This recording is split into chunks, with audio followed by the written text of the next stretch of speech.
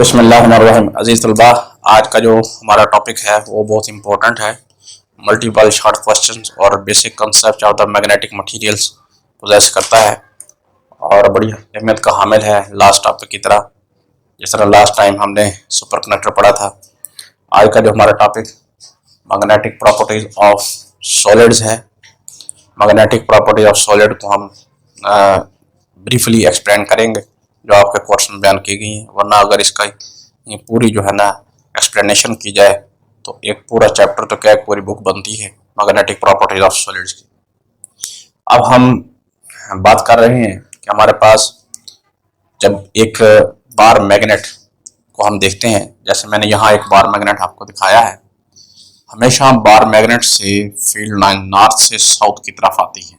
North से south की तरफ फील्ड लाइन हमेशा नॉर्थ से साउथ की तरफ जब आती हैं तो उसके बाहर एक फील्ड पैदा होता है जिसे हम मैग्नेटिक फील्ड कहते हैं। अब अगर हम इस बार मैग्नेट के जितने भी पीसेस कर लें, हर पीस के अंदर नॉर्थ और साउथ पोल पाया जाता है,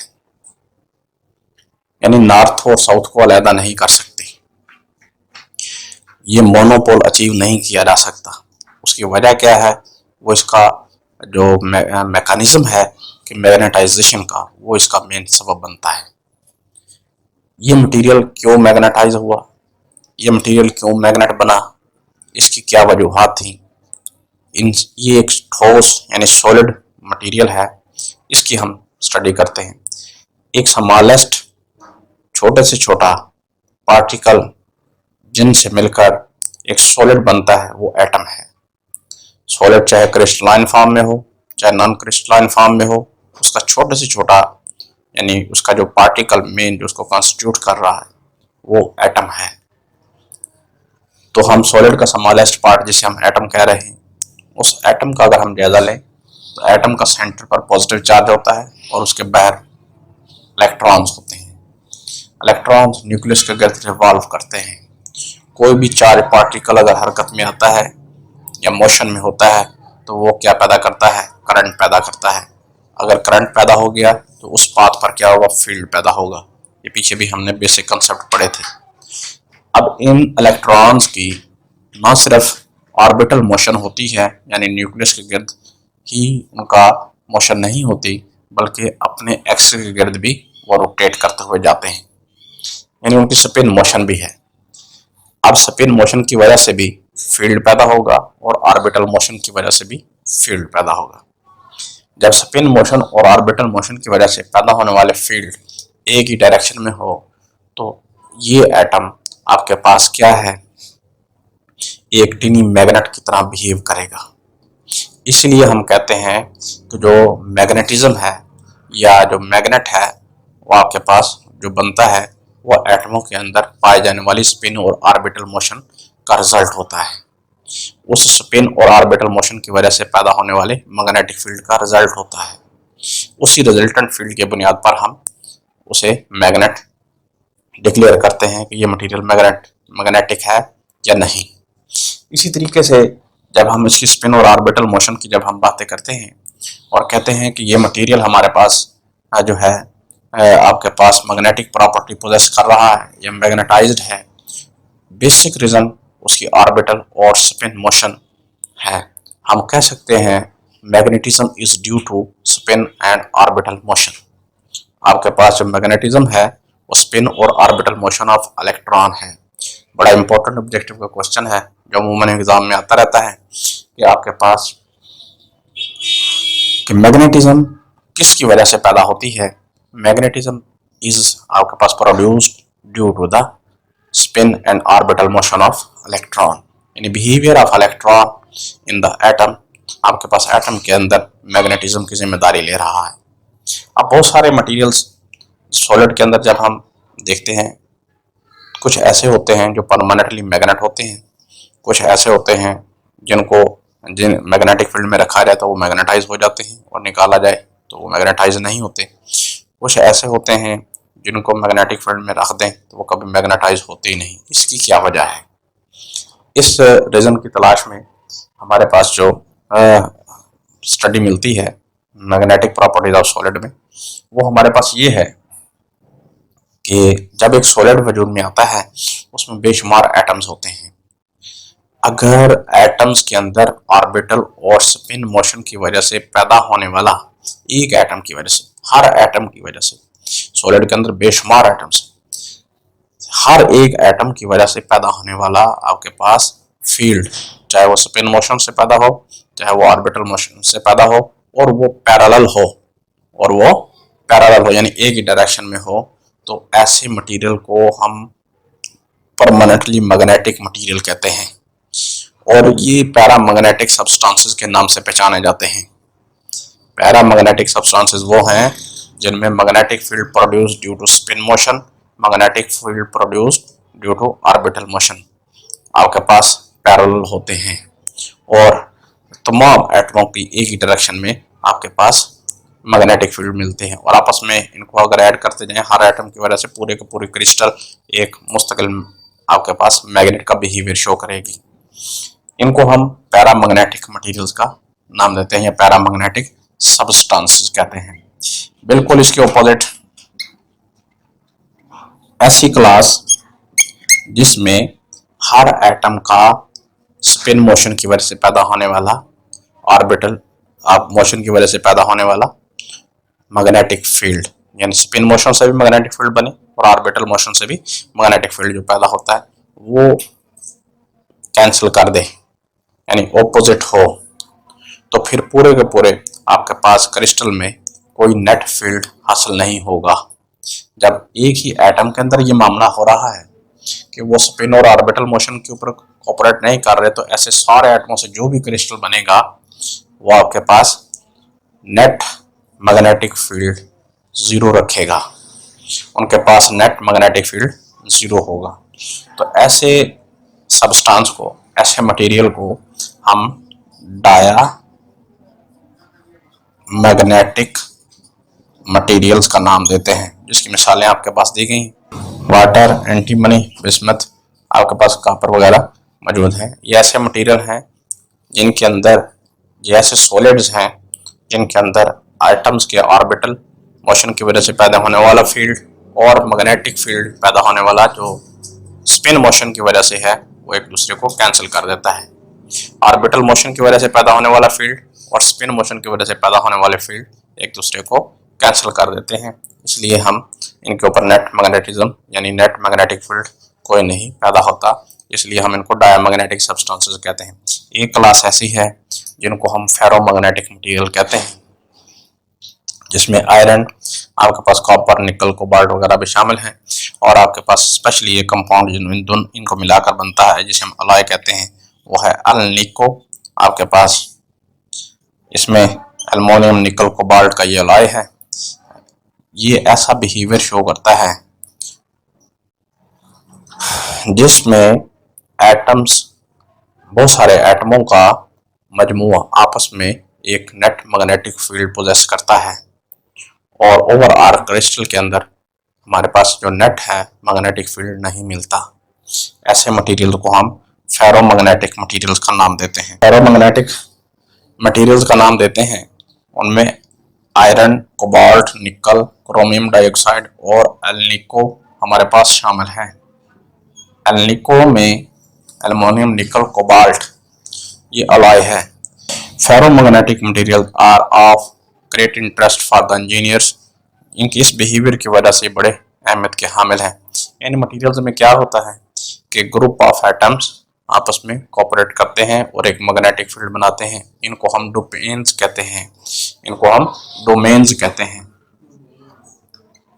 डोमेन्स वो रीजन है जहां पर आपके पास एटम्स का मैग्नेटिक फील्ड एक ही डायरेक्शन में लाई करता है, यानी स्पिन मोशन की वजह से भी, ऑर्बिटल मोशन की वजह से भी पाया जाने वाला मैग्नेटिक फील्ड सेम डायरेक्शन में होता है। इन डोमेन्स को हम इस रीजन में क्यों दिखा रहे हैं,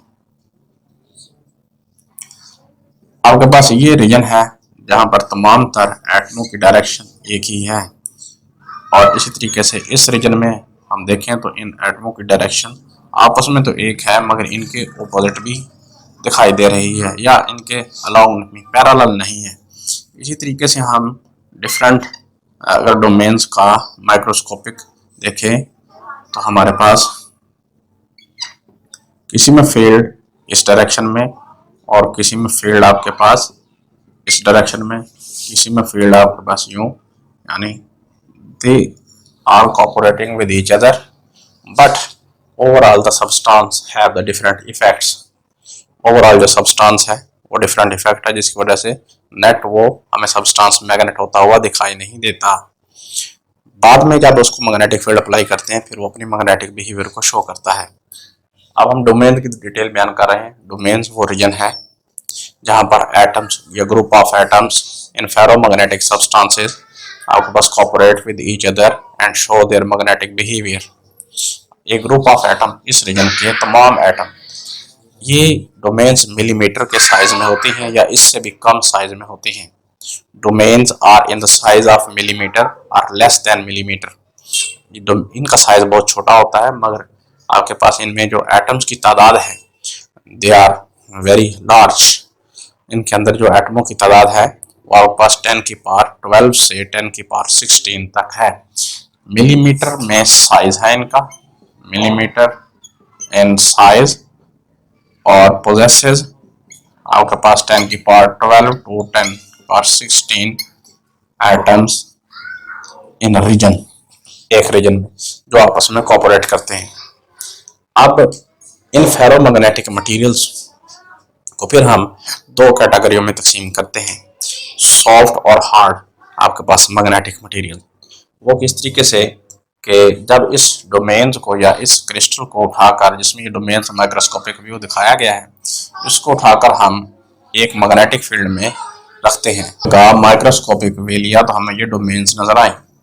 इन डोमेन्स पर जब हमने एक्सटर्नल मैग्नेटिक फील्ड मुहैया किया, due to the presence of this external magnetic field आपके पास ये क्या हो गई, दीज आपके पास डाइपोल मोमेंट्स या magnetic field present in the domains will be aligned up, फौरन अपने आप को एक लाइन में तरतीब देंगे। तो वो मटेरियल जो इजीली अलाइंड अप हो जाए उसको हम सॉफ्ट फेरोमैग्नेटिक मटेरियल कहते हैं।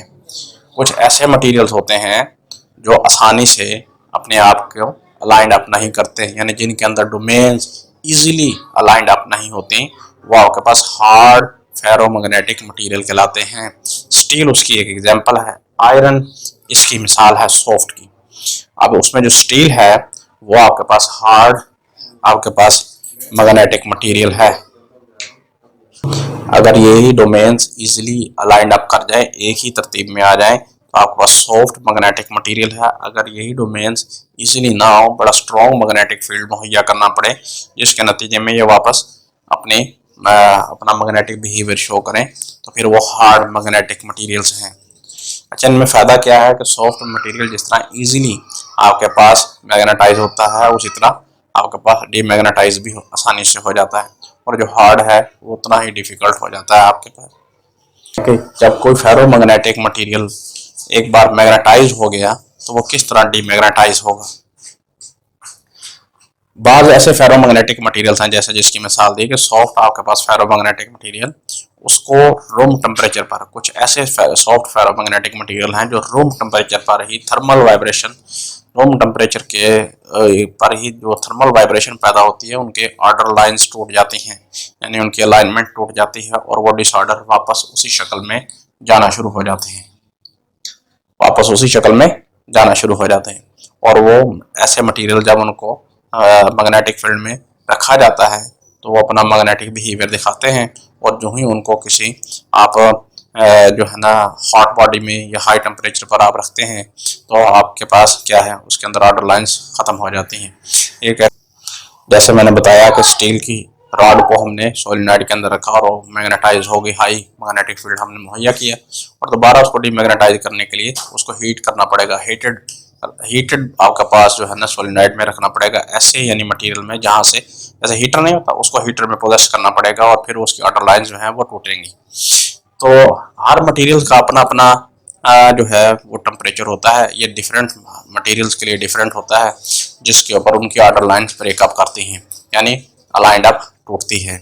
तो the temperature at which the ferromagnetic material loses their, आपके पास ऑर्डर लाइंस यानी अलाइंड आपको ब्रेकअप होता है, और जिस टेम्परेचर पर ये ऑर्डर लाइंस ब्रेकअप करती हैं उस टेम्परेचर को हम क्यूरी टेम्परेचर का नाम देते हैं। आपके पास ये बहुत इंपॉर्टेंट डेफिनेशन है। क्यूरी टेम्परेचर क्या है? What is Curie temperature? In which ferromagnetic material loses their order lines due to thermal vibration is called Curie temperature। यानी फेरोमैग्नेटिक मटेरियल ये नेचर शो करता है। छोटी क्लासेस में आपने पढ़ा होगा कि किसी भी मैग्नेट को अगर आपने डीमैग्नेटाइज करना उसके दो तरीके हैं। एक, आपको उसके ऊपर क्या हैमर थोड़ा मारे, यानी इतना उसको उसके ऊपर चोटें लगाएं कि आपका वो डीमैग्नेटाइज हो जाए, उससे भी वाइब्रेशन ही मिलती है, थर्मल वाइब्रेशन मिलती है। दूसरा क्या है कि उसको आप हीट अप करना शुरू कर दें, गर्म करना शुरू कर दें, वो डीमैग्नेटाइज हो जाता है, यानी वो अपनी ऑर्डर लाइंस को तोड़ देता है। तो यही हमारे पास बुनियादी चीज़ें हैं जो बड़ी ही इंपॉर्टेंट हैं, और ये छोटे छोटे क्वेश्चंस हैं जो शॉर्ट क्वेश्चनों में आते हैं। अब मैं इनको ब्रीफली बता देता हूँ कि मैग्नेटिज्म, जिस तरह मैंने पहले बताया कि कुछ चीज़ें ऑब्जेक्टिव में है। पैरामैग्नेटिक सब्सटेंसेस, डायमैग्नेटिक सब्सटेंसेस, इनके examples ferromagnetic substances, Curie temperature, these are the most important short question given in the exam. इसके साथ ही हमारा आज का टॉपिक कंप्लीट होता है। आपने अच्छे तरीके से याद करना है। अल्लाह हाफिज।